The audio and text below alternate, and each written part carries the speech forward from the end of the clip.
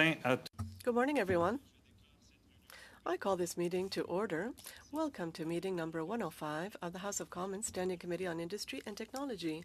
Today's meeting is taking place in a hybrid format pursuant to the standing orders.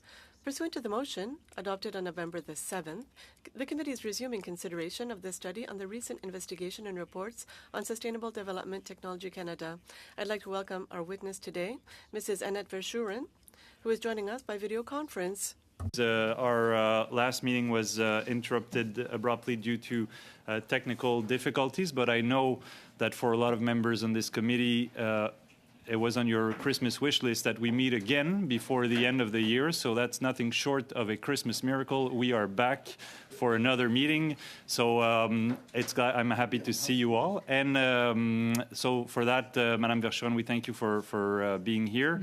And members, we'll just start where we left off at the last meeting. So Mr. Sorbara was asking questions to the witness. He had about 3 minutes left, and without further ado, I'll let Mr. Sorbara resume his questions. The floor is yours. Thank you, Chair, and good morning, everyone. Going right into it, Mr. Verschuren, can you please explain to the committee what happened at the last meeting with the issues on technology front, please? On yes, the technology absolutely, front? and I apologize. I really do to the chair and to all the committee members.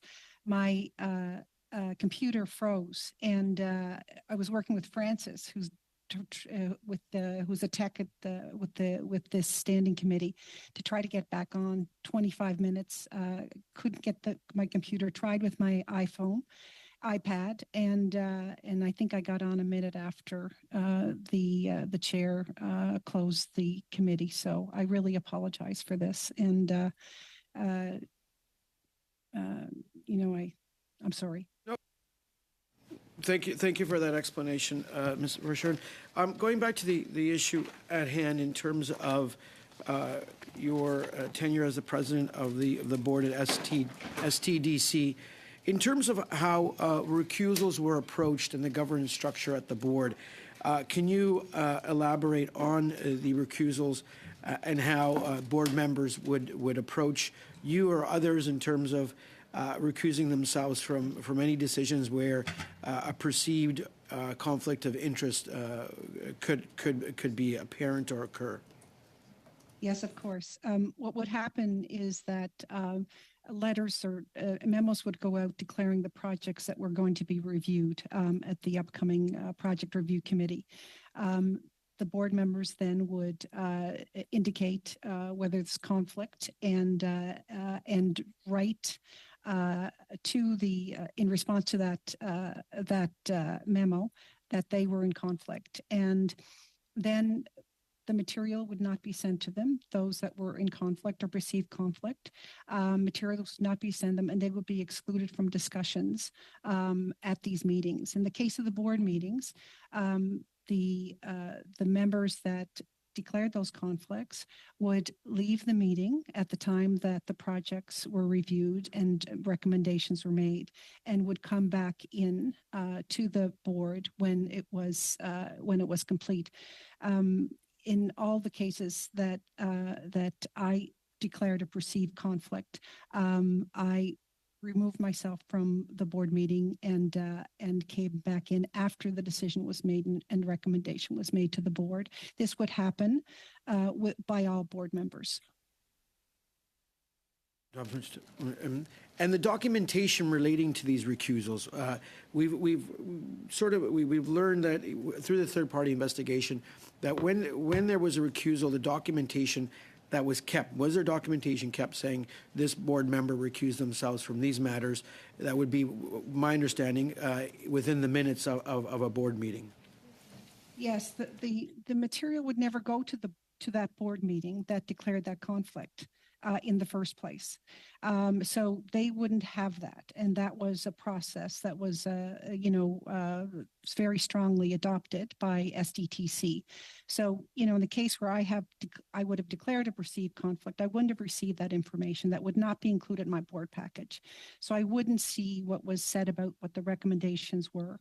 And then when the recommendations would be made on behalf of the board to proceed with those projects, projects. The board members, and in my case, I would leave the room, wait until I was called back, but the recommendation would have been made. And I didn't know what the result of that recommendation would have been until SDTC would have the following day announce those funding projects. Okay. Thank you very much. Thank you. Monsieur Lemire, la parole est à vous. Thank you. Thank you, Mr. Chair. And thank you, Mrs. Verschoen, for appearing here today. You stated before the Ethics Committee that the allegations of this small member of staff are false, and we are here to set the facts straight. Do you have any other facts or any different facts that you'd like to establish where you feel that, or do you feel that everything's already been said through the meetings of the Ethics and Industry Committees? Just to clarify the question, is the question that you're looking to ask me if there's anything more to say about the accusations against STTC? Oui, et si vous avez des... Yes, and also if you'd like to react on comments that were mentioned or any questions that were asked. Okay, thank you for the question. Look, when I have a very professional relationship with the CEO, and when these accusations were made in February, and one of our board members was called, we very quickly realized that we need to set up a committee, a 3-person committee that did not include me. It did not include the CEO. And the board took 3 months to review and analyze the accusations that were given to our board member. And as a result of that, we found no wrongdoing and no misconduct, and we received that report about, I think, in April or May at that time. À la lumière de ce que... In the light of what I understand from SEDC and what happened over the past few months, it seemed that there was an important challenge with regards to human resource, perhaps within the internal organizational culture, perhaps a very rigid culture that allowed, that made it so that some people wanted to shed light in order to make allegations, and perhaps also issues with regards to the note-taking of the board in the reports that were rendered. If I understand correctly, and you can correct me if I'm wrong, if I understand there were issues around governance, and all the projects and the businesses that received funding from SDTC were approved ahead of time, several months or even several years before this emergency fund for COVID. So all of the members of the board who had a conflict of interest did withdraw, did not participate in the analysis. And now, several months later, after all this diligence work had been done and after everyone had declared the conflict of interest, had withdrawn, all of a sudden, people are faced with COVID. They want to add an emergency fund with some tens of thousands of dollars to save these businesses, and then you proceeded according to an analysis of a company, a legal, and you treated all of the companies the same way. And in this way, conflicts of interest had been declared ahead of time. There was no new analysis. This was extra funding in an exceptional COVID context. You determined that it was not necessary to analyze one by one. This was done as a block, and then it was adopted, and all the members were present. Is this what happened? Does this correspond to a conflict of interest, in your opinion? Yes. Look, it was March 20th. It was the third week in COVID. Our young companies were in trouble. They really were. A lot of them were pre-revenue, and so the board met, and management recommended that an envelope of funding be proposed to help out these companies. all the declarations of conflict had been made already for these companies. And so we got an opinion. Nouvelles compagnies qui ont reçu des nouveaux New companies that receive new funding with the COVID fund. So these companies had already been vetted, analyzed for a specific project, and now extra funding is being awarded. Correct, because the need was extraordinary. The borders were closed, et cetera, and so these companies, many of them, most of them are pre-revenue, and they really needed to continue to operate. Otherwise, we would have lost that amazing innovation and commercialization towards commercialization opportunities that we're seeing. So we as a board, and the management recommended that we propose and move forward with this envelope. And I'm really glad we did. I think it was extraordinarily important, the timing.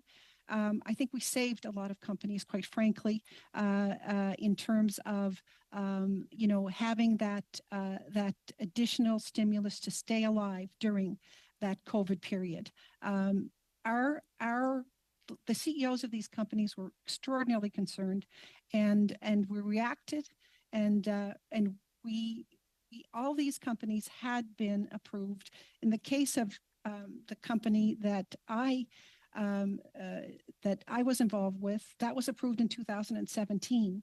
So all these companies had been approved, and so the legal advice from a legal firm was, look, this is a package. This is a operational issue. This is an approach that we should take, that we recommend that this become an envelope that is to be approved altogether. So that's what happened. Je vous remercie, mon temps. Thank you. Much. So, colleagues, just to inform you, our NDP colleague and friend, Mr. Massé, is having technical issues to join the committee. So what I suggest is I keep his time for whenever he arrives, and in the meantime, we'll skip to Mr. Perkins. The floor is yours for 5 minutes. Thank you, Mr. Chair. So the Fisherian Centre, since you became the Green Slush Fund's chair, has received $11.2 million in taxpayer money from other Liberal government departments. My understanding from looking at what you said is it incubates green technology companies and has some companies of its own. The companies that it incubates, do you have a financial interest in any of them? No, zero. I don't have any financial interest in the Fisherian Centre. I don't have any financial interest in any of the companies that work with the Fisherian Centre. Do any of the STDC Green Slush Fund directors have a financial interest in any of those companies? I don't think so. I can check that though for you, but I do not believe so. If you could check and just send it in writing, I'd appreciate that. Yeah, I will. So you obviously have read the act for the Liberal Green Slush Fund of Parliament, the SDTC Act. Yes. And you know what Section 16.2 states? Not off the top of my head. No member should profit or gain any income from the foundation or its activities. Also, as a public office holder during your time, you were subject to the Canadian Conflict of Interests Act for public office holders. Have you read that act? Yes. It says that no public office holder shall exercise their duty to further their private interests or those of their family and friends. When you and fellow directors Andre Lise-Matteau, Stephen Kukucha, and Guy Ouimet voted $3.7 million of COVID relief for companies that you have financial interest in, is that not furthering your private interests? Well, in the case of the EnerStore project, this is a project, right? And the way these things work is that you set up a limited partnership. And so this limited partnership... I don't need to...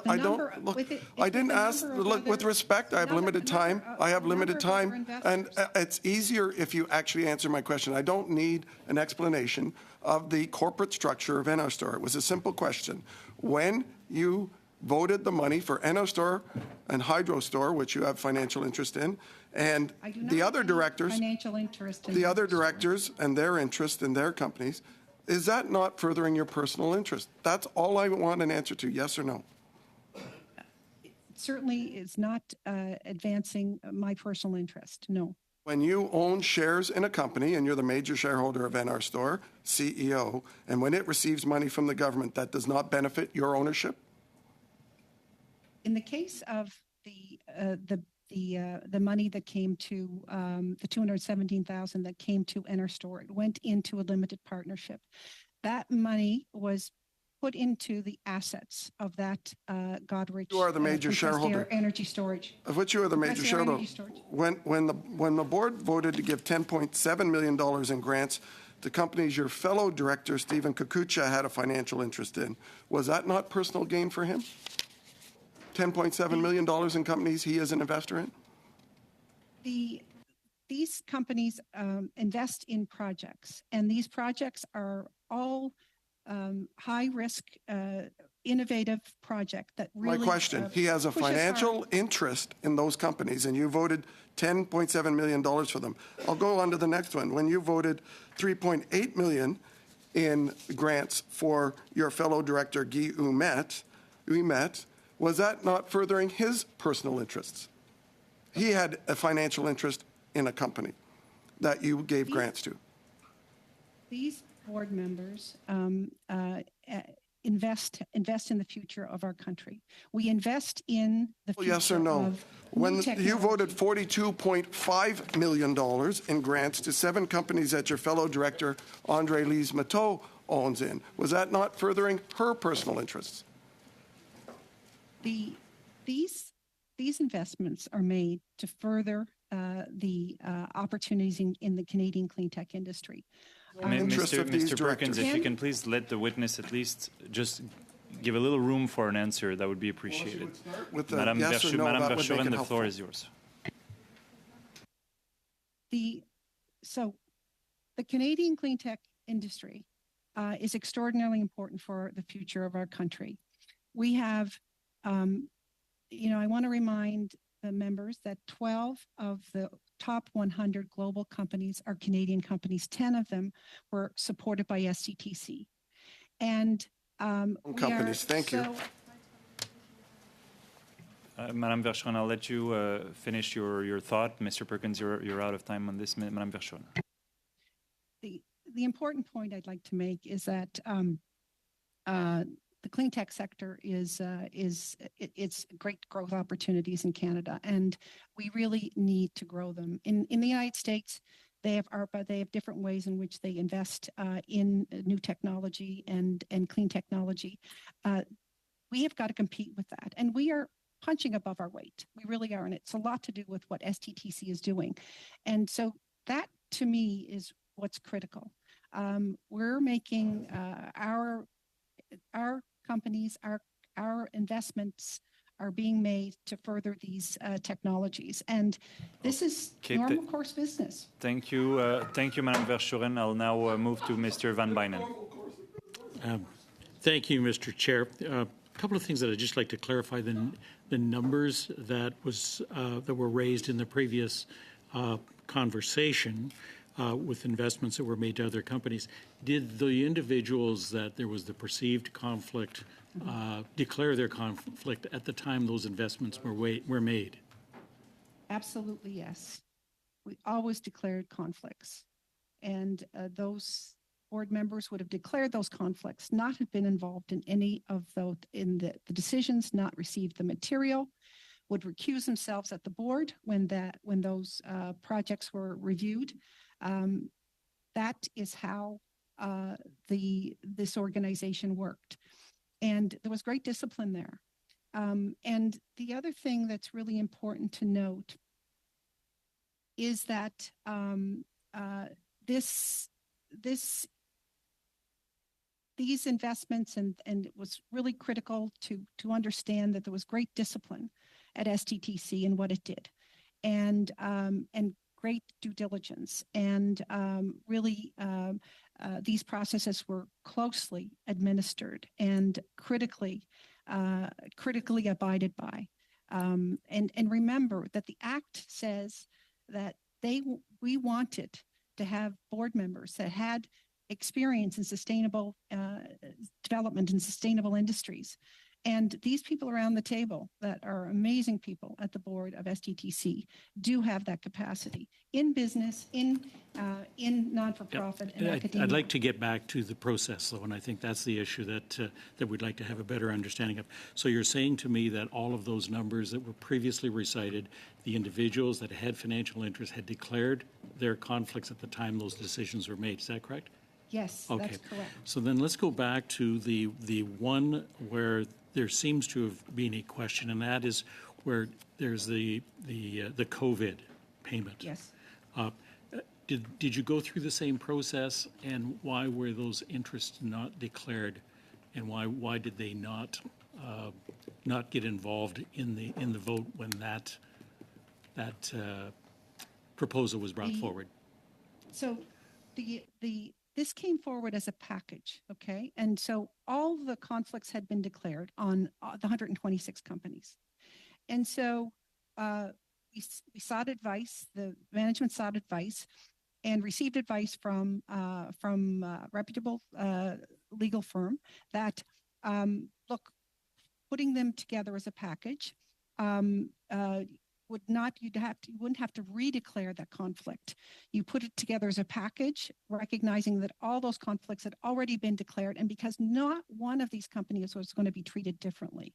Not one of these companies was given anything different. It was 5% across the board. And so that was the reason that we took confidence in the recommendation of the partner from the legal firm, saying this can be done as a package because it's an operational thing. This is totally different from the analysis that would have been done to make the investment in that initial project. Yep. Totally different. Yep. I understand the interest in common. I used to be the mayor for 12 years, and when there was at least the perception of a conflict of interest, at least you declared. And we made a decision not to participate in that vote. But you're saying you have legal advice that said because you had an interest in common and not a specific interest, that yes. It was appropriate for individuals to vote on the issue.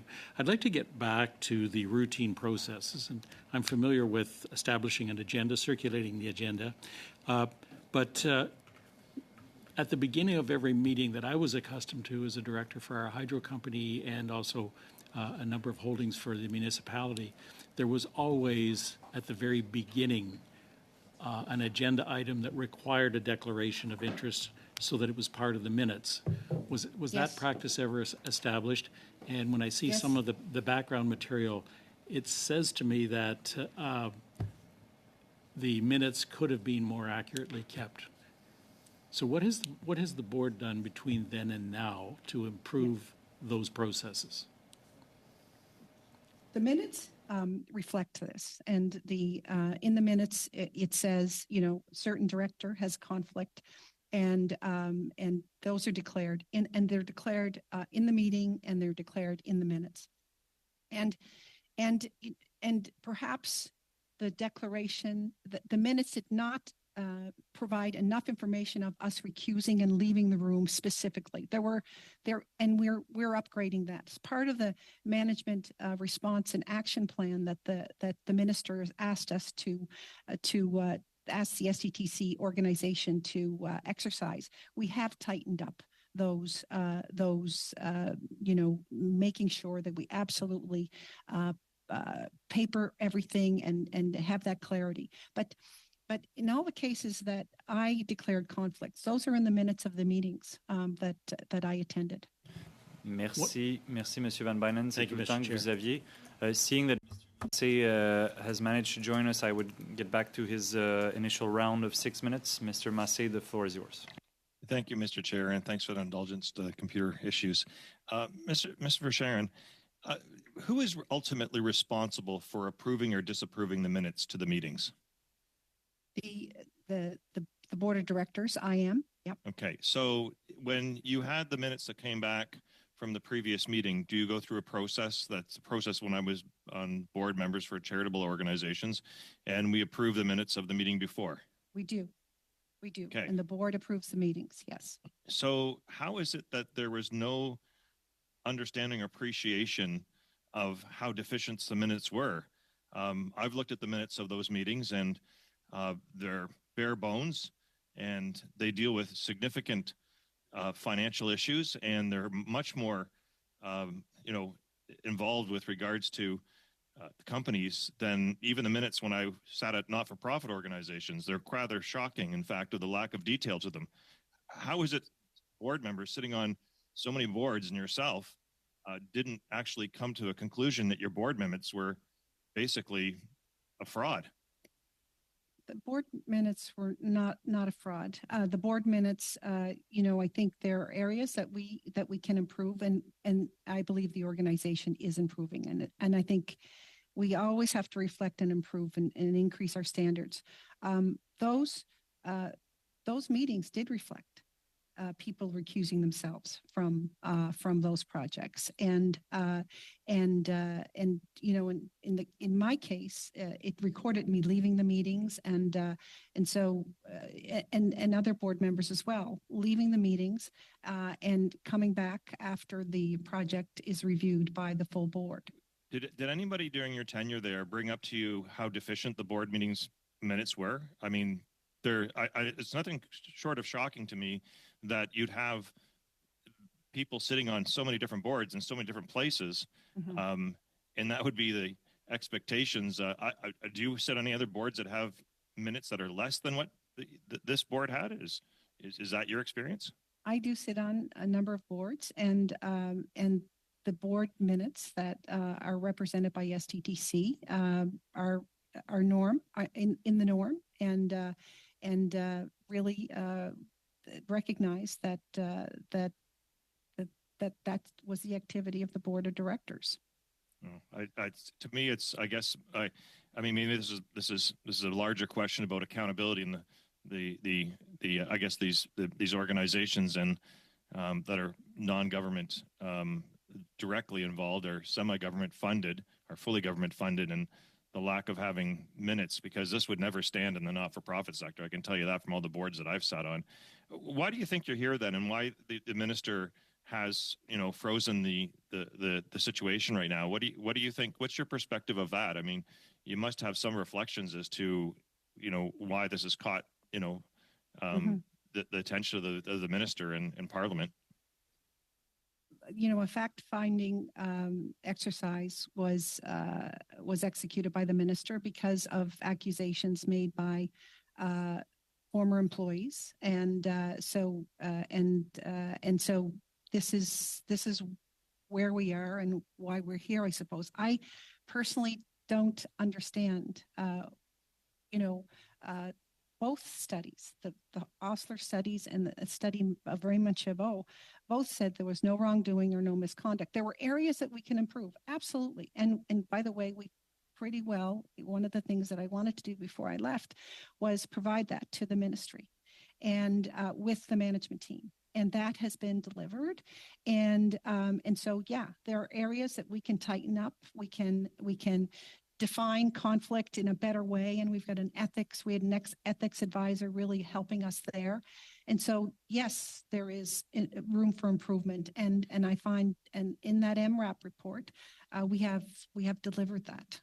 One last question, and I'm almost out of time. And now, a previous witness, when I asked if the board members had either outside the boardroom social or other types of board relationships, indicated that there wasn't at first, but later on indicated that there were social events and activity amongst board members. Can you confirm or deny that board members were acting outside the boardroom in any type of social or other environments where they sat on other boards? I did not see that. We're a very professional group of people. We would only physically come together twice a year. We were doing video even before COVID. And we would get together as well during the conference, a big conference that would happen every year in Ottawa. But I didn't see that. Look, I'm a business person. I've been in business for 44 years. I know a lot of people. Do I socialize with them and talk about projects? No, no. I think it was a very professionally run organization with a very professional board. So you're not aware of other board members picking up the phone and calling other board members, No, including yourself? no. Okay. Thank you. Thank you, Mr. Chair, for your indulgence. Merci beaucoup, Monsieur Massé. On va revenir à vous sous. Thank you. We'll come back to you after Mr. Lemire because we're going back to the normal order of questioning. Mr. Lemire. Thank you, Mr. Chair. Mrs. Verschuren, it seems quite clear that there was issues with regards to writing up the minutes. And also, I'd like to come back to human resources. And you were responsible for hiring and of the board and also the assessments and the follow-ups. What can you tell us as on the climate, the work climate within the SDTC? Were things done to be able to do an audit or to assess the work being done by management with regards to human resources? What did you do in order to better structure or better protect the interests of workers at SDTC? Look, I wasn't responsible for the day-to-day operations, right, of SDTC, and the management team was absolutely doing that. And I had a really, a good professional relationship with that management team. And, I did not see the concerns that I heard, from the former employees. We did things as a board. The responsibility of the HR committee undertook, performance reviews. He reviewed succession plans, did all the things that were appropriate in terms of a board. What happened in February when we heard from these whistleblowers, we obviously took it very seriously, and that's when we created that 3-person committee. And I was not involved in that, and neither was the CEO.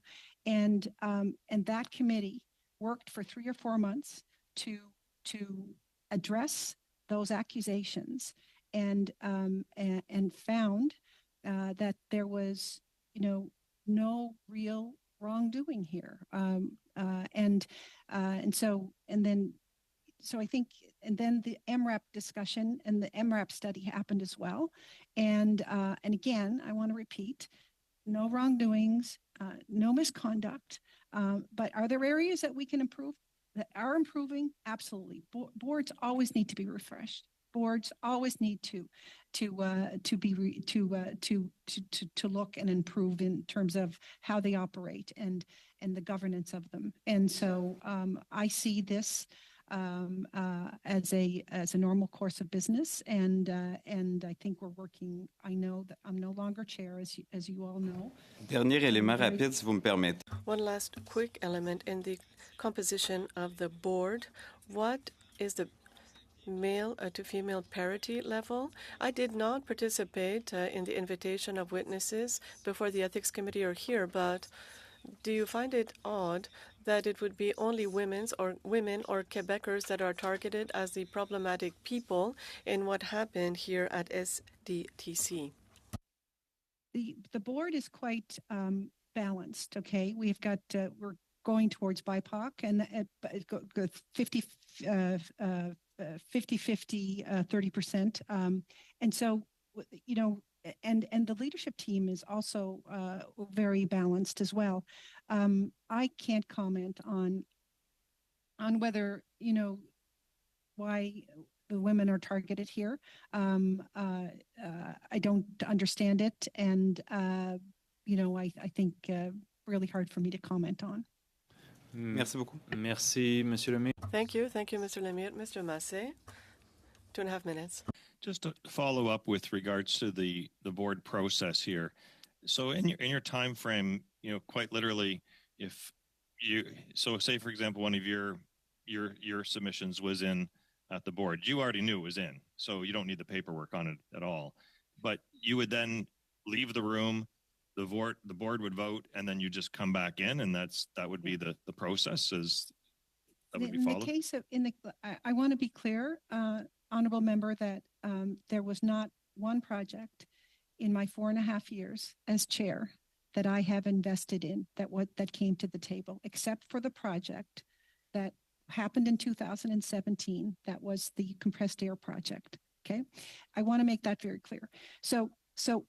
But I declared perceived relationships always, because I am the chair and I recognize that I have a greater responsibility. That's actually normal procedure from all the boards I've served on, because if you have family members, friends, or whatever, you do that because perception is equality to that of actual direct conflict. Exactly. But I'm just surprised that only the chair would be following that. Like, no, if you're suggesting other board members weren't following that? No, they do, but I was sometimes criticized for, not criticized, but comments saying that you don't have to declare that, but I did anyway. Okay, these are people that I know that were related to a project, etc. And but that was done before letters would go out to the board, projects would be described, partnerships would be detailed, and so the board members would then have to declare whether there's a conflict. And those board members would never get that information, right? They wouldn't see the analysis done by SDTC. They would recuse themselves when a decision's being made at the board. But they all don't know it's happening, and you're in the same room. I mean, like, just be admitted. And then they'd have to, like, so I'm just trying to walk me through this. So they wouldn't know what you're saying, but they would know from the beginning, because they'd have to recluse themselves. So they knew that it was up at that meeting, and then yes, then they would all go to that meeting, and then when it came up, then somebody would just leave and then come back. And that's correct. What would happen is that the people that declared the conflict, the project would be at the board level. The vice president of investments would be making a recommendation. Those people would leave. We would all leave that meeting when that discussion happened and that decision was made. Okay. And then we'd be invited back to come in once the decision was made. We wouldn't know what that decision was until the SDTC would announce those decisions the next day. Okay, that's fair enough. Do you know from all those decisions of conflict how many were actually refused and how many were actually granted, that members had conflicts in during your time of process there? In the case of just in general, it'd be interesting. Maybe I'll just pass that question to the chairs. Maybe we can find out is how many conflict of interest that board members declared were either accepted or rejected from the process. That might help clean it. And I appreciate your testimony today. Thank you. Thank you. Merci, Monsieur Massé. Your question is duly noted and will be passed to SDTC. Je passerai la parole à Monsieur Barrett pour 5. Mr. Barrett for 5 minutes. Thank you, Chair. Ma'am, during your opening statement, you said that all companies were treated equally in their payments through your COVID scheme in 2020 and 2021, but some companies received a 5% increase in funding and others received a 10% increase in funding. So that seems to me both to be unequal, but it also demonstrates that your opening statement is factually incorrect. And this decision that was taken to increase those fundings to those companies benefited you in a very real way. And not only did you move the motion, you voted in favor of it, and all of the votes taken were unanimous. How long were these meetings? So the meeting of March 23rd, 2020, where you voted to give yourself, your company, $111,485. How long was that meeting in duration? I don't recall, but I can find out for you. I'm happy to jog your memory with the minutes. It was 1 hour. The meeting of Tuesday, March 9th, 2021, where you voted to your benefit $106,176. How long was that meeting, ma'am? I don't recall, but do you have it? I do. It was an hour. So in what amounts to a lunch break for most people, you benefited $111,485 in one occurrence, and then a year later, an equal amount of time. In another lunch break, you voted to your benefit $106,176. Is it still your contention that though some companies were given a 5% increase and others a 10% increase, that all companies were treated equally? What happened, I think at the first round, it was 5% across the board, honorable member.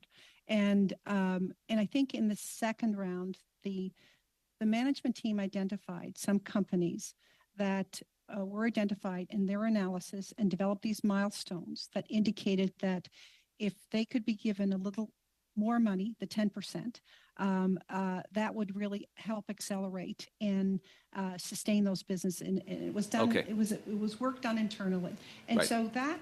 But I want to clarify one thing: is that the project that Enerstor was involved with, the Goderich project, got the 5%, I think, each time, and I want to make sure of that. And That was not your but that was not your testimony, ma'am. You testified that they were all treated equally, and 5% and 10% are not equal numbers, and neither was the amount of money. Neither was the amount of money that was paid out.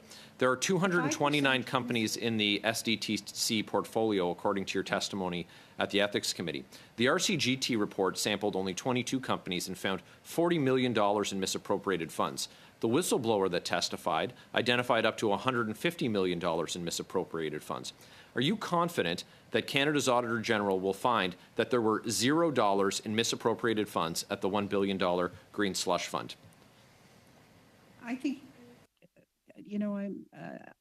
the Auditor General will find that their processes and procedures and discipline that we have in investing in the clean tech sector is second to none. As a matter of fact, that due diligence done by SDTC is often used by BDC, EDC, and other organizations in Ottawa because of the level of excellent work that they do. There's 80 people that work there that really understand this area of the business, the clean tech sector, and they're experts. I have less than a minute left, ma'am. Your answer was not that they would find $0. You testified that you followed all ethics rules, that you have been that you've been following the highest standard. Have you been cleared of having violated the Ethics Act by the Nonpartisan Conflict of Interest and Ethics Commissioner? And if so, I'd be interested to hear that. And if not, how can you be sure that you didn't break ethics laws? If you're referring to the ethics investigation that is going on today, for me, that is underway, right? We're in the process of reviewing that. So you can't be sure that you didn't break ethics laws? I am sure that I didn't break ethics laws. The commissioner remains unsure, or you would have been cleared formally, right? But the commission, the application hasn't been received by the commissioner yet.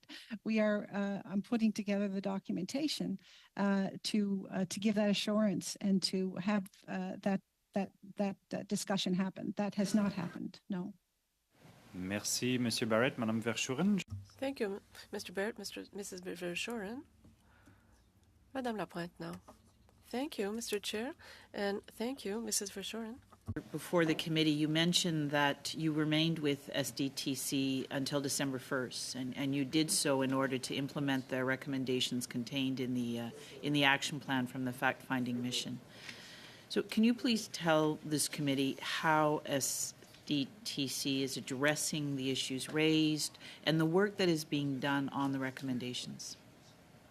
Yes, I'm very proud of the work that SDTC has done since the fact-finding mission was October 4th, I think it was provided, the report was provided to us. And so there are areas that we absolutely worked hard on to get greater discipline in terms of, conflict of interest, reporting, conflict of interest definition.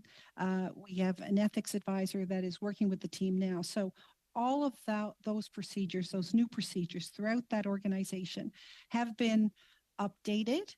They have been approved by the board of directors, and they have now been delivered to ISED.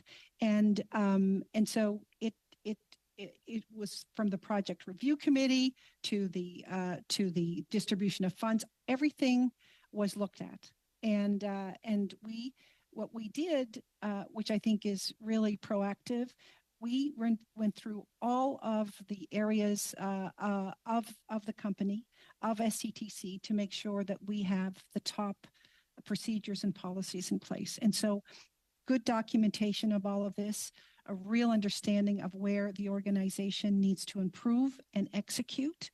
And so that's happening today. Thank you.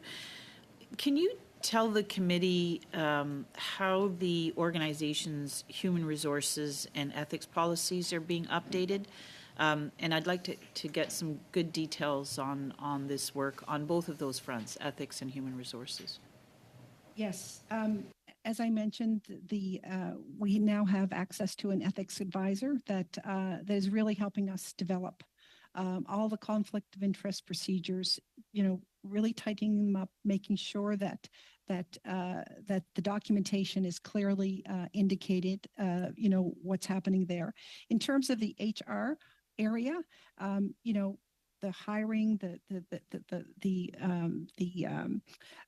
all issues associated with good governance in HR all have been reviewed and put together in a policy clearly, and procedures, and succession planning, performance reviews, everything. And so really a lot of work, a lot of detailed work that STTC team really put their heads down and worked to get it done. And so on November 30th, I think my last day, I met with the board and we approved. We spent the day going through all of the changes that we're proposing, and the next day we presented it to the government. And can you tell me, how is the board being guided in this work? So when you say that you've reviewed and you're implementing some of these new frameworks, are you looking at best practices? Are you receiving external expertise to help guide the board? Yes, we have. Deloitte was the chosen organization that was by our side as we instituted and made all the changes in the various governance parts of the organization. So they were side by side, that we wanted an independent group of people with us as we did that. And so we looked at best practices, and many of the practices were very good in the organization. And so we were very proud of the document that we've produced. And I'm sure that if you asked Simon Kennedy, I think he is happy with the work that we have done.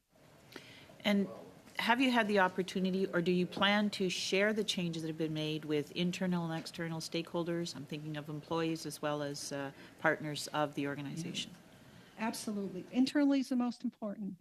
And so we have an enormous, I shouldn't say we, because I'm no longer there, but the management team is working very closely and really working with all the employees in that organization to make sure that we are following these new processes, that we are developing the discipline to make sure that there's a comfort level with the government and with the board and the organization to make stuff happen.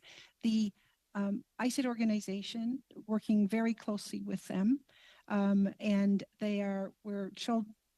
the management team and the board are shoulder to shoulder working to make sure that there is confidence that the discipline and the execution of all these upgraded procedures happen.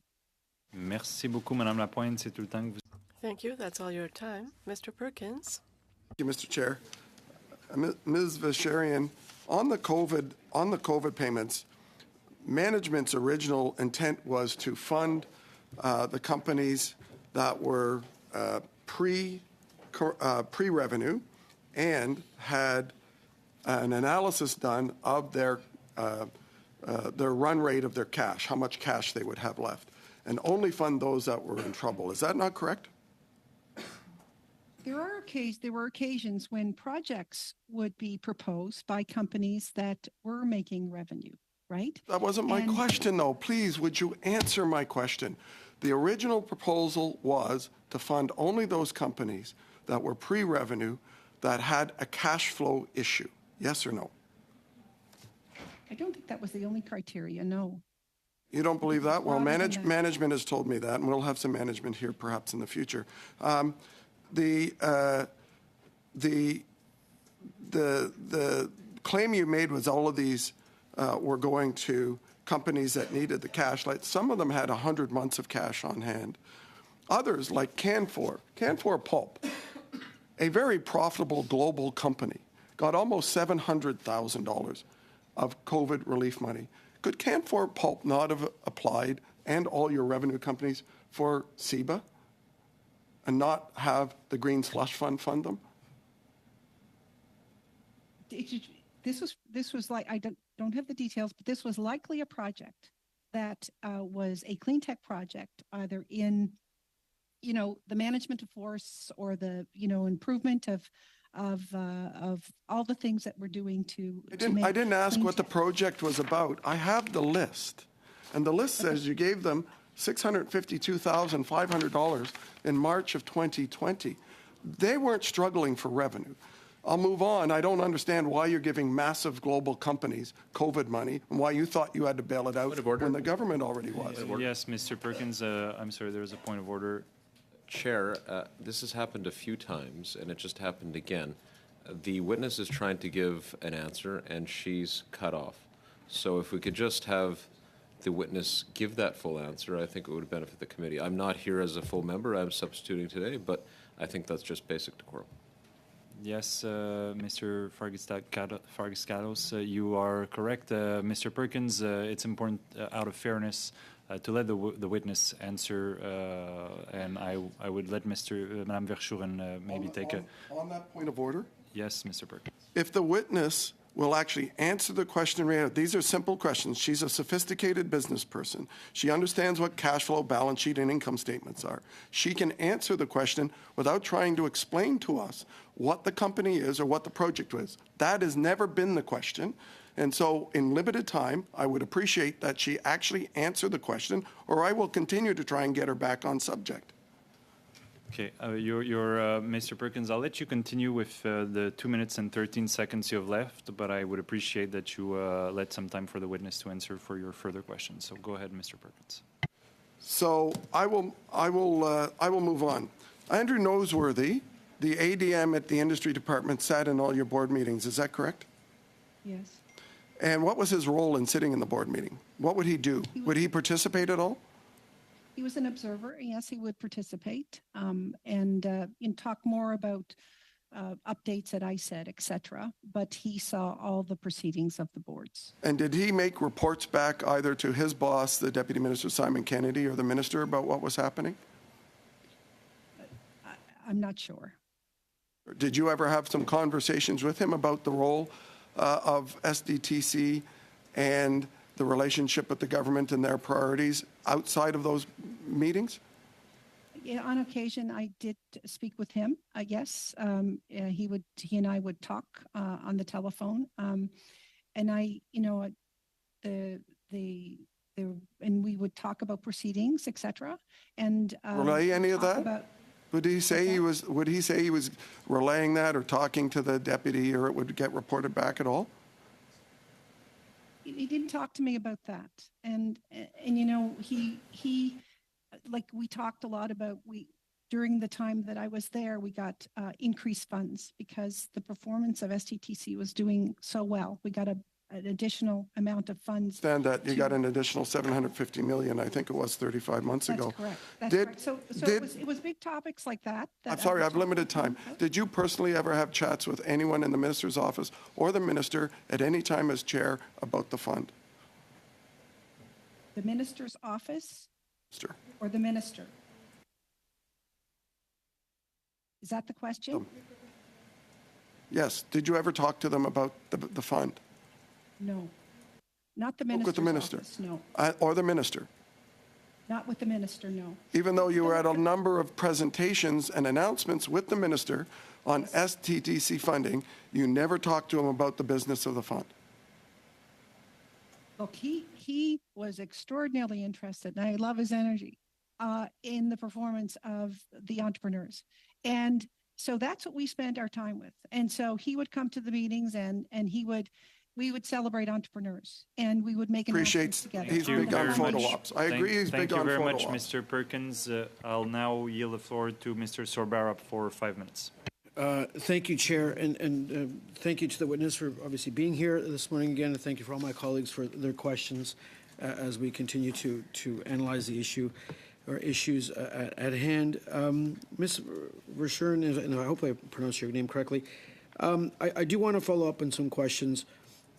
When you were attending the board meetings, specifically when decisions were made around COVID-19 funding, and I understand that at that time there were a lot of things going on in the economy, a lot of things going on with our healthcare system, a lot of decisions were being made, but obviously the governance practices and so forth needed to always be followed. If I understand correctly, in previous testimony, you stated that you had legal opinion that justified you not having to recuse yourself in certain decisions. Do you still stand by that advice and the decision you made? This is in respect to the COVID situation. Look, Mr. Sorbara, you have to put this in context. This was a month into the announcement of this pandemic. Supply chains were disasters. People, many of these companies, most of them, quite frankly, were pre-revenue. It was scary for them. I talked to many of these organizations, and they were really, really so it was in the context of that management recommended, and we received an opinion because this was a package. It was a package that was a holistic package that of envelope of funds, and they're in the minutes of the board meeting. You can see them. Basically, the partner in a legal law firm made this assessment and recommendation to us, and we accepted it.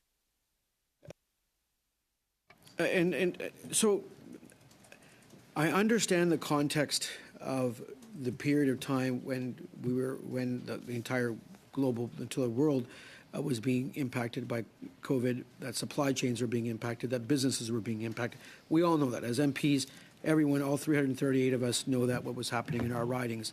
Now fast forward to today, we're at the position where my understanding is the fund is frozen. There are investigations underway. And looking at this, it's my perspective is the governance of any entities, particularly entities where funds are provided to invest in companies in this manner, in this case, by a government, so they're taxpayer funds, that all of the governance in place is followed, whether the context is COVID or non-COVID. And I think that's, in my mind, what I'm looking at. So would you still stand behind your decisions in terms of being there when a potential conflict or an appearance of a potential conflict in your decision making or any of the board's decision making, should that have happened? I wouldn't have changed what we did, but in what we've done now in terms of taking a look at policies and procedures, if ever we get into another pandemic, if we ever get into another disaster, I think that would be those are things that on a forward basis that we should be looking at. There's no question about that. But at the time, Mr. Sorbara, I would have made the same decision again. Following practices that are not, I'm going to use the word robust, is something that, we all need to look at, whether you're an MP filming videos and using parliamentary resources, or you're a director of the board. And I'm speaking to you're speaking to the MP, your House Leader, if I'm not mistaken, or yourself, Annette, if I can, because I don't want to mispronounce your last name, yes. In terms of the practices put in place. We need to always try our best to be what I would say above board and even leave a big gap of space where you're even more above board, if I can say that. I think in this case, practices may have been followed. I haven't read all the minutes as some of my other colleagues have done, just in terms of, I've tried to delve as much as possible, that is, what Canadians expect. They expect it from their MPs, and they expect it from individuals that are making decisions utilizing the funds of taxpayers, in this case in SDTC, to invest in Canadian companies. And the fact is that SDTC, the track record is actually quite good. I'm a finance person. I read everything, or tried to read everything on SDTC. The track record of investing in Canadian technologies, especially early stage Canadian, is really, really good. And it's really unfortunate that the practices on the governance side, whether the context was COVID or non-COVID, was not as robust as I would have liked it, and so forth. So I'll stop there. That was more of a comment than a question, Mr. Sorbara, but that's okay. It concludes our the time you had for questioning the witness, and this concludes the time we had today. So I just want to thank Madame Verschuren for taking the time to appear again before this committee today. And you are, I see Mr. Perkins as a point of order, but you're free to leave if you will. And thank you very much. Thank you, Mr. Chair, and to the committee. I thank you, and have a happy holiday. Thank you.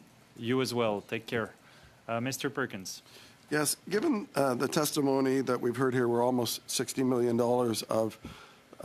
of taxpayer funds have been funneled to companies of 4 directors, I would like to propose that we need to hear from a couple more witnesses. One, the ethics commissioner and the ethics advisor that's in SDTC that we've had a lot of testimony here was the person giving them this advice. And because Ms. Vacherian confirmed that the bureaucrats, the ADM, was in every board meeting and was having regular conversations with her in and outside the board meeting.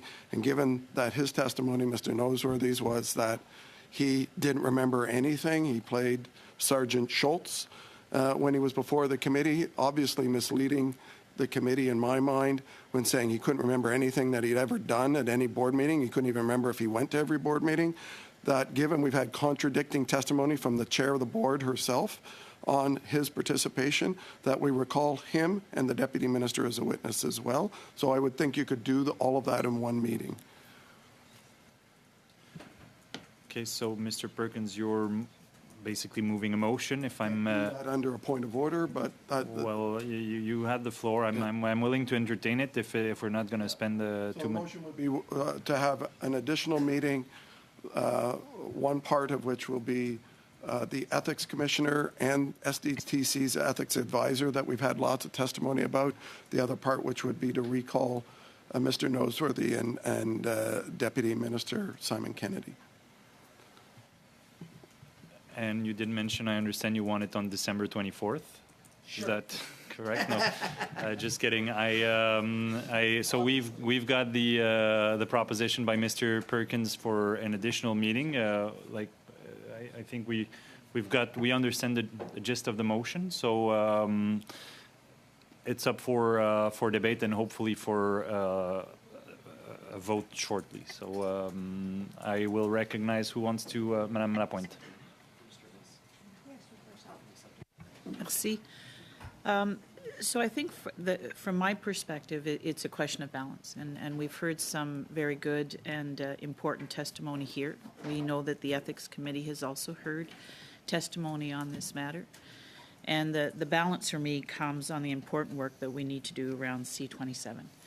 And I think that we need to focus that important work on C27 at this committee.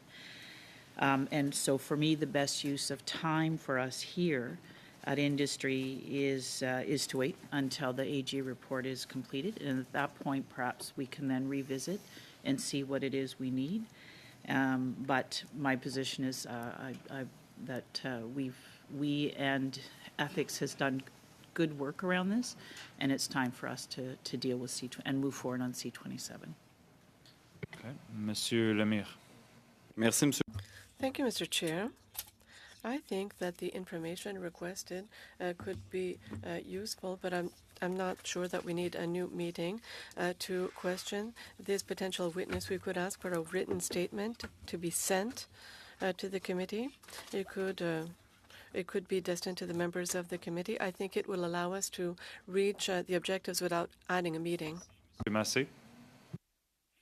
Yeah, I was just going to ask, maybe we can get a report back from our advisors and get that in front of us before we consider more time. But I think Mr. Perkins makes a point. I'd like to see that as we start to either drop a report or get to that before we go to something else. So based on what I've heard, and I see Mr. Perkins wants to intervene, but maybe if Mr. Perkins, you're at peace with this suggestion that Mr. Lemire has just suggested, and Mr. Massé as well, we could ask for the information, and maybe when the steering committee meets in January, we decide on the next step, whether we want to have another meeting or not. But in the meantime, get the information in writing, as Mr. Lemire has suggested. Mr. Perkins. The questions I have for those with respect to the ethics committee, they're not doing anymore. They had 2 meetings, they're done. And so this all rests in well, they're done because the Liberals voted against doing any more meetings in the ethics committee on this. So going forward, the only way we're going to get to the bottom of some of this contradictory testimony is to have another meeting. We are the keepers of our own destiny, and we do have the ability, as we have done here, either to add these on to C27 or do separate meetings without doing any harm to our study on C27. I know from our side, we're more than willing to put in the time and effort and the work to get to the truth on this if it requires more meetings outside of our normal schedule. And I understand MP Lemire's desire to find an accommodation. But look, the interaction and questioning is where it happens with preset questions or some sort of report from a request from us doesn't allow us to actually have that interaction either with the ethics commissioner or the individual which we haven't heard from who's provided all this ethical advice to the SDTC board, which in our view is clearly totally against the Conflict of Interest Act and the SDTC Act. We haven't had a chance to question them, and we haven't had and we have clearly testimony from officials that was a lie about their participation, in particular Mr. Noseworthy. There is absolutely no way he sat on that board since 2017 and couldn't remember any of the meetings. There's no way he sat on that board and had conversations in that board about the government's priorities without having any recollection of that. There's no way that he had conversations with the chair of the board outside of those board meetings and couldn't remember. That's why, for some of a certain age, Sergeant Schultz brings a little, I know nothing, was his claim, and that's a lie. And so he needs to be accountable to this committee for misleading the committee on his participation. And the fact that our committee here doesn't think it's a serious offense for a government official to mislead this committee is very disappointing.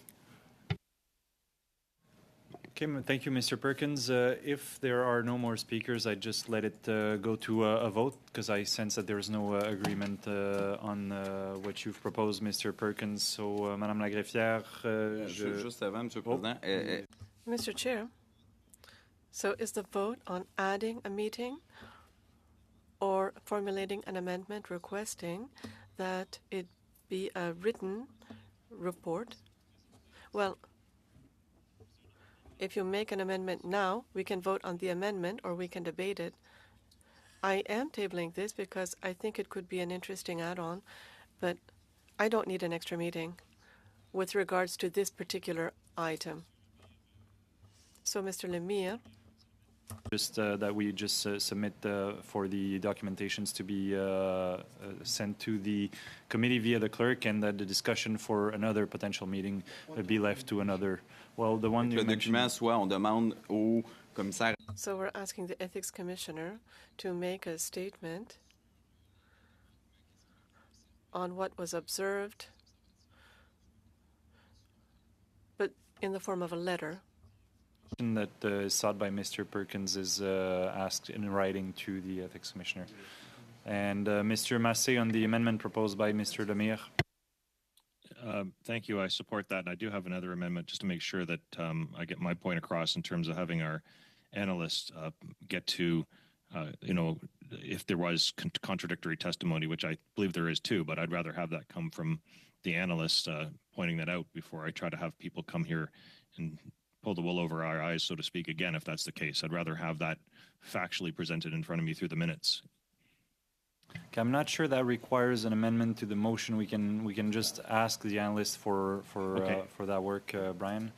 Thank you. We've heard what Mr. Lemire is proposing, so that the discussion for another meeting, I guess, be left to maybe the steering committee when we get those answers and see if there's a need, and then seek the clarifications in writing in the meantime. Is that correct, Mr. Lemire? Yeah. C'est correct, Monsieur Lemire. Excusez, je sais plus quel Is that right, Mr. Lemire? amendement. Just a moment to Yeah, check. just one Quick. one quick minute because.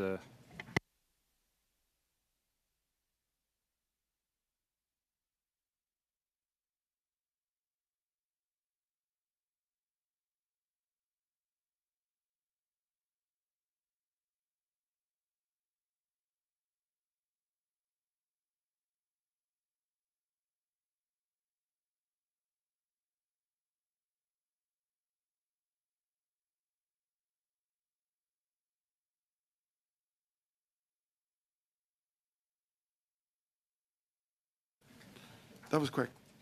Yes, appreciate Thank it. you. Donc, est-ce qu'il y a... So is there a consensus around the amendment, or do I put this to a vote? To a vote. Madam Clerk? Le vote est sur l'amendement. The vote is on Mr. Lemire's amendment. In favor? Madame Lapointe. Oui. Mr. Sorbara. En favor. Mr. Fragiscaros. Yes. Mr. Weinbenen. Yes. Monsieur Généreux. Non. Mr. Perkins. No. Mr. Barrett. No. Mr. Williams. Non. Monsieur Lemire. En faveur. Mr. Massey. Oui. Yeas 7, nays 4. Oui, donc l'amendement est adopté. The amendment is carried. Discussion on the motion as amended. If not, we'll go to a vote. Or is there a consensus to adopt the motion as amended by Mr. Lemire? Is there a consensus? On the motion as amended? No? We'll go to a vote. Juste un point d'information. Does this mean that this information is no longer necessary? So if the Conservatives want a clarification and we refuse to receive it, well, there seems to be incoherence. If they no longer require this information, we don't need to make someone work if it's not useful. The spirit of the main motion, Chair, to my honourable colleague, was for there to be a meeting to solicit the information. Of course, we want the information.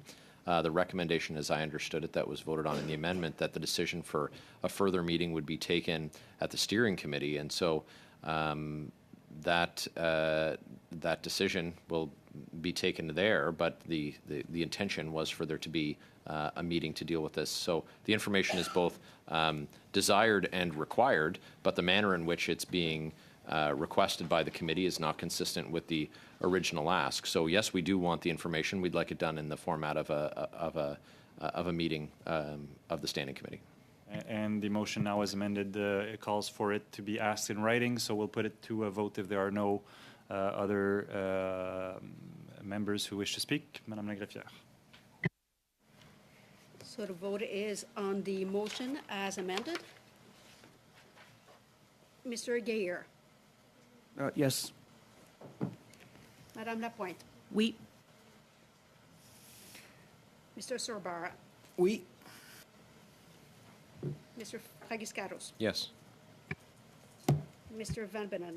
Yes. Monsieur Généreux. Contre. Mr. Perkins, No.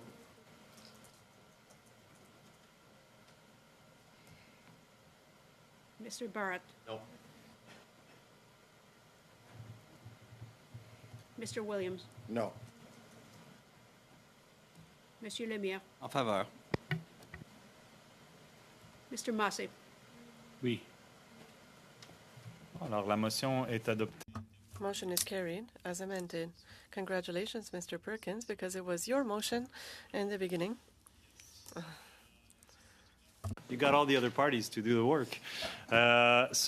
Just before we adjourn, I just want to wish everyone happy holidays, Merry Christmas, a Happy New Year. I don't look forward all that much to seeing you in the new year, but I'll be happy too when that happens. And I want to thank the interpreters. Je remercie beaucoup les interprètes pour tout leur travail. Thank you to the interpreters for all their work. La greffière, oh mon Dieu, bon, j'étais parti. Il y a quelque chose d'autre avant qu'on ajourne? Something else before we adjourn? Perkins. Quickly, I put a motion on notice. Thank you, MP Lemire.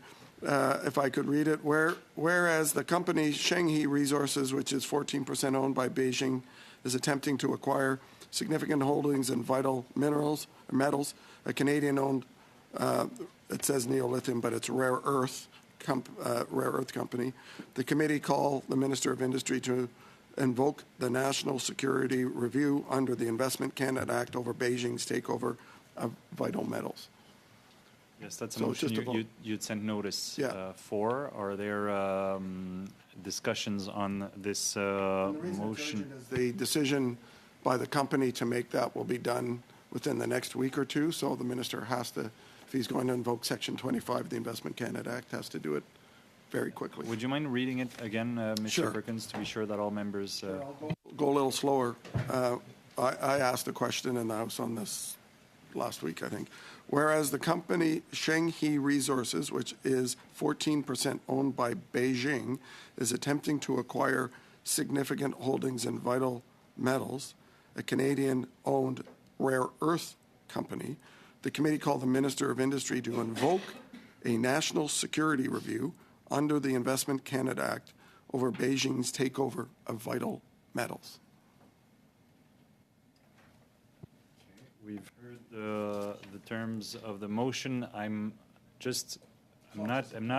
conscious also that there is a process for these to be called. I'm not sure that the committee has much weight on this, but it can still be voted. It's a valid motion. I'm not sure. I'm just not convinced because the process is set out in the law. So, Mr. Fragiscados. I had the same question, Mr. Chair. I'm not sure the committee would have the ability to do that, and so I'm inclined to say no to my colleague, just to make that clear. Thank you, Again, Mr. Fragiscados. I'm not sure the committee's in a position to do I what have you're the same question because the way I know the Act works is the committee has no bearing on it. But Mr. Lemire. Ben, en fait, je pense que la motion est raisonnable. I think that the motion is reasonable. I think it's important in the light of previous studies that the committee is able to express a decision and ask for accountability from the minister. Can C-34 go further? Well, I don't think we've gone through the legislative process in the Senate. I think that it's our duty as a committee to ask for this and to send out the message to the minister that we are concerned with the acquisition of businesses, that China be owner of these type of businesses and they can control. And so I vote in favor of this motion. If it's not possible, well, that's fine. But at least we will have sent out a message by the committee to the minister saying that we want this work to be done through the Investment Act of Canada. Monsieur Lemire, Monsieur Massé. Yeah, I just want to be clear. Do we know where C-34 is in the Senate? And will it get, I guess we really don't know over the next couple of days whether it get finished and out of the Senate. It would take care of that, but until the meantime, it still is not in law. So, Mr. Massé, I'm informed by our Vice Chair, Mr. Perkins, that it is at second reading in the Senate. Mr. Sorbara. Clarification question: is C-34 is in the Senate? Is there any particular Senate group that's holding it up? truth be told, Mr. Sorba, I haven't paid that close attention to what's happening in the Senate, but it's just slowly proceeding. Mr. Perkins. I had a brief chat with the minister about it when we were having the 30 hours of votes and asked him what was going on, and he didn't know. I said it's in second reading, so we agreed that we would both talk to our respective sides, of which there are a lot of other folks in there, to see why it's not moving forward. It hasn't even, I think it's only had the initial sponsor speech in the second reading, so it's not even into second reading very far. So they haven't made it a priority apparently in the Senate. Thank you, Mr. Perkins. Mr. Massey. Yeah, I could just inform, my bill is held up in the Senate as well, too, as with several others, and there is active negotiations, but I don't know whether this one's going to be included in it. There's like a number of things that are being pushed around right now, but if Mr. Perkins is correct, then it's most likely not going to even get to the process. There was an attempt to try to get some bills to be able to be voted on before we broke, and then just moving them to committee. So if that's not the case now, it probably likely isn't the case in the next 48 hours. Okay, just in the interest of time, colleagues, we've all heard the terms of the motion, and I see no more speakers, so I just call it to a vote. Madame Lagreffière. The vote is on the motion from Mr. Perkins. Mr. Gahir. Against? Madame Lapointe. No. Mr. Sorbara. No. Mr. Fragiscaros. No. Mr. Van Binnen. No. Monsieur Généreux. Oui. Mr. Perkins. Oui. Mr. Barrett. Yes. Mr. Williams. Yes. Monsieur Lemire. En faveur. Mr. Massey. Oui. Yeas 6, nays 5. Alors, la motion est adoptée. Merci. Motion is carried. Thank you, Mr. Perkins.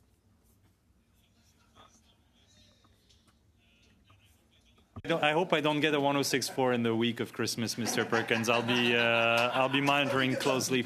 So just I'll keep it where I left off. Je voulais juste remercier les interprètes. I'd like to thank the interpreters and the analysts, Madam Clerk, and the support staff. Happy holidays, Merry Christmas, and the meeting is adjourned. Merci aux interprètes et joyeux.